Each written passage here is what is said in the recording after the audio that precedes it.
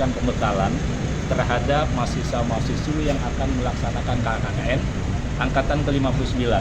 Jumlahnya 1.215 dari berbagai macam latar belakang fakultas. Ya, ada ekonomi, ada hukum, ada pertanian. Nah, materi yang disampaikan ke kita yaitu bagaimana peran pemuda terhadap ketahanan pangan.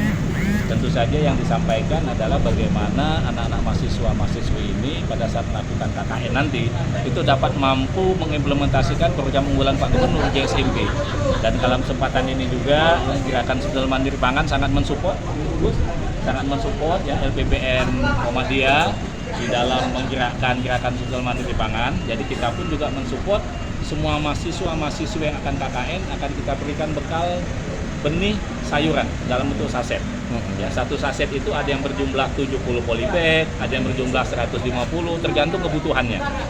Dan kita harapkan juga tadi kita tawarkan kepada anak-anak kita yang mulai KKN tanggal 23 Januari, berakhir nanti di awal bulan Maret, itu akan mengundang kita untuk melihat lokasi KKN mereka yang sudah melakukan gerakan GSMP, yang sudah melakukan pertanaman GSMP, sehingga nanti akan kita nilai, akan kita lihat untuk kita berikan apresiasi, kita reward.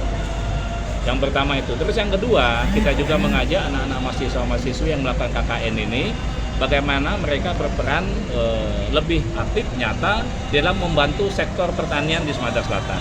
Mereka kita undang untuk bisa magang di tempat kita. Mereka juga kita undang untuk berpartisipasi di kegiatan pendamping peningkatan ekonomi pertanian yang berbasis digitalisasi. Itu.